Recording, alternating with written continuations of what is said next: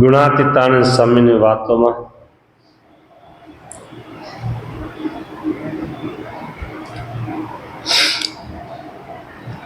કાલે વાત આવી ગઈ, કાલે લાગેલા દિવસે કે છોટા છોટા શિષ્ય રાખશે રે ચાકરી કરવા બે ચાર, મોટાની મોહબત મૂકશે રે જેને કેનો ન રહ્યો પાર. ચેતના મુખી તો સદા સુખી, એવી રીતે કેટલાક કહીએ તેથી એ કહ્યા તેથી ઘણા ઝાડ હૈયામાં ઉગ્યા હોય, પછી શું ધ્યાન ભજન થાય? પછી ધ્યાન ભજન થાય નહીં. અંદર ઝાડવા ઉગે ને હૈયામાં, એટલે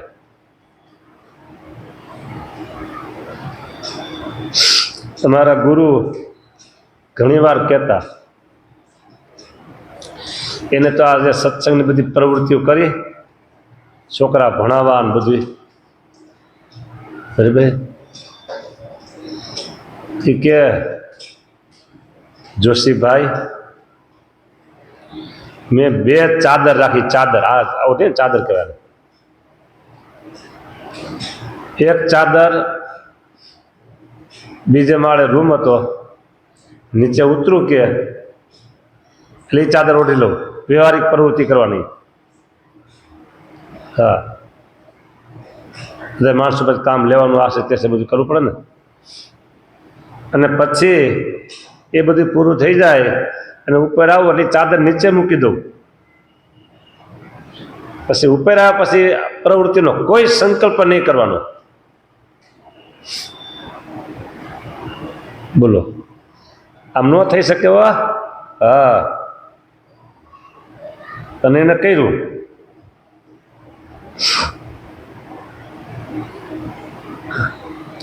પ્રવૃત્તિ એને બાધરૂપ બની નથી.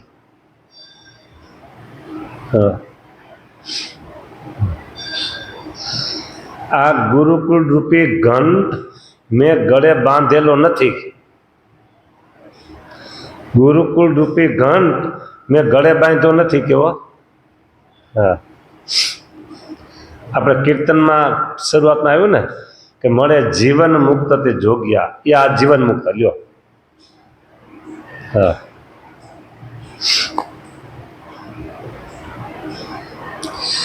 બીજાનું જોઈને બેસે પણ થાય નહીં ધ્યાન.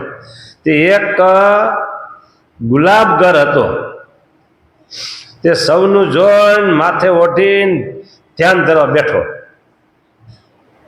સૌનું જોઈ, આપણા સાધુઓનું જોઈ અને ધ્યાન ધરવા બેઠો. ત્યાં તો રૂપિયા, ઢોરા, ઉઘરાણી આ બધું જ ફર્યું. એટલે આંકડો થઈને ઉઠી ગયો કે ઉઠો ઉઠો, શું બેઠા છો? કે આટલું આ કરવું છે ને આટલું આ કરવું છે. હા, હાલો તે કરીએ એમ થાય છે, માટે ટીખળ ઘાલવા નહીં. લ્યો, સ્વામિનારાયણ સાધુ માથે ઓઢીને ધ્યાન ધરે, આપણે બે ધ્યાન ધરવા. ત્યાં તો બેઠો ને ત્યાં તો આ સ્વામિનારાયણ સાધુ રોજનો અભ્યાસ હોય,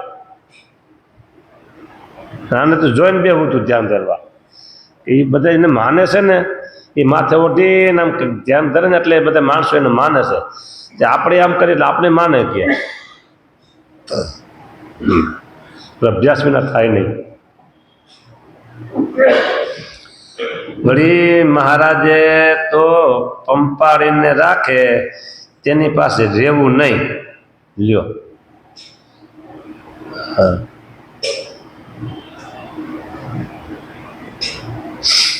ફોસ લાવી મુમુક્ષુને મનગમતું કરવા દઈ આવા હોય તો એની પાસે રહેવું નહીં. રોક ટોક કરે ને, હા, એના ભેગું રહેવું. એમ કહ્યું છે. પછી સૂજે તેમ કરો.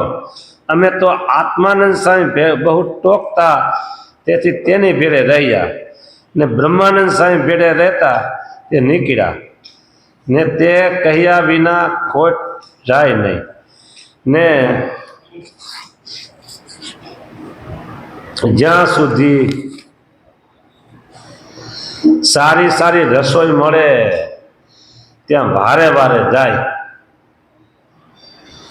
પણ કેવડાત્માનંદ સ્વામી તો જો કોઈ પાકી રસોઈનું કહે તો તેને કહે દે, જુનાગઢથી સ્વામીનો કાગળ મંગાવ્યો છે, તે આજ્ઞા આવશે ત્યારે લેશું પાકી રસોઈ.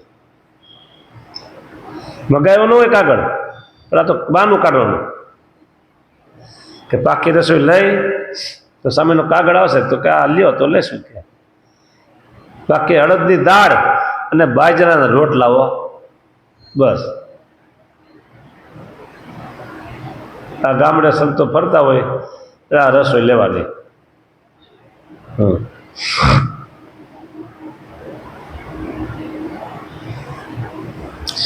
એમ બાના કાઢીને ચોખ્ખી ના કહેવી ને દાળ રોટલા લેવા ને પછી 2 દિવસ રહીને ભાગી નીકળવું.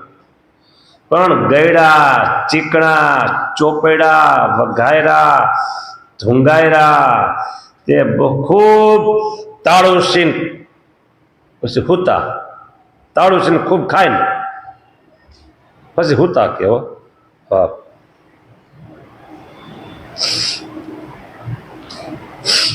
અત્યારે આવું થઈ ગયું છે ને, ભોજન બધાને ઘરે નહીં હોય. હા, જેને 5 પૈસા વધારે મળ્યા હોય ને ત્યાં આવા બધા ફેલ ફતરું થાય. કેવા ગયડા, ચીકણા, ચોપડા, વઘાયરા, ધુંગાયરા, જો પછી ખૂબ તાળું સીન પછી સૂતા. હા, તાળું સીન ખૂબ ઝાપટી ખાધું કે ને, ઝાપટી જાજુ ખાઈને. હા, તેણે કહીને વધશે કામ ને ક્રોધ, ને આપણે તો ધર્મામૃત, નિષ્કામ શુદ્ધિ, શિક્ષાપત્રી એ 3 ગ્રંથ પ્રમાણે રહેવું. જો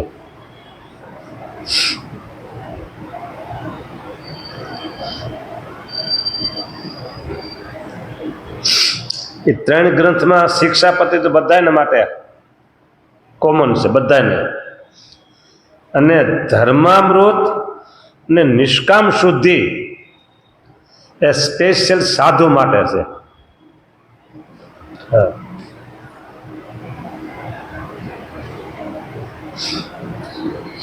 એમ મહારાજે કહ્યું છે તે મહારાજની રુચિ પ્રમાણે રહેવું.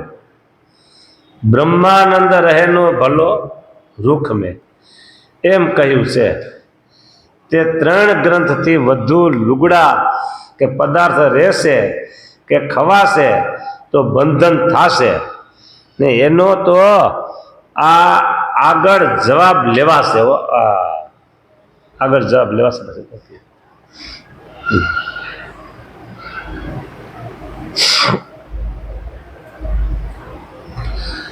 પછી વળી રુચિનું વચનામૃત લોયાનું ચબુદનું વંચાવીને સ્વામી કહે આ તો ખપવાળાને કહ્યું છે, ને જેને ખપ નથી તે તો લાગ આવે ત્યારે જોઈ લે, લાગ આવે ત્યારે સ્વાદ કરી લે, લાગ આવે ત્યારે સાંભળી લે. કયો લાગ જોતા હોય એને તો એનું જ ભજન થાય ક્યારે લાગ આવે કામ કરી લે. લાગ આવે એટલે શું?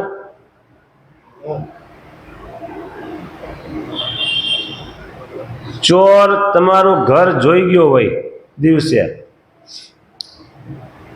અને તમારા ઘરની સામે જ બેઠો હોય, તમને શું ચોર લાગે? બસ મોકો જોવે. હા, તેમાં આંખ કાન ને જીભ બધી મોકો જોવે છે.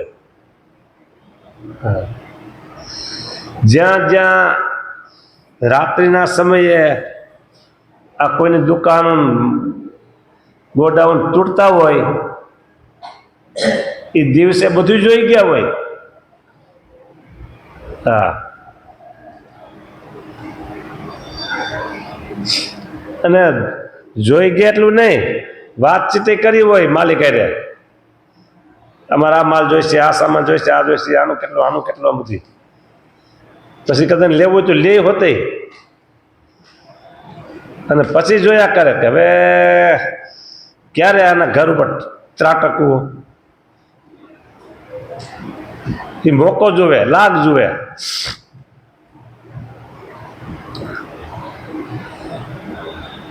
એમ આપણા ઇન્દ્રિયો અંતકરણ છે ને લાગ જોવે છે.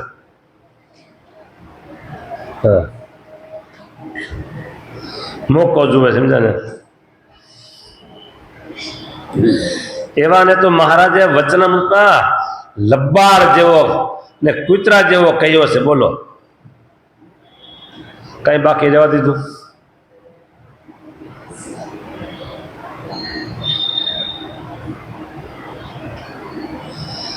પોતાના ધર્મમાં હાવ ઢીલો હોય એને એવું કીધું લબ્બાર જેવો, ને કૂતરા જેવો કીધો. તે હેત હોય તેને આ વાત સારી લાગે, નીકર મરને એટલે ભલે ને લાખો વાતો કરીએ પણ એમ ન થાય ને તે ને ન મનાય, એવું છે આ બધું.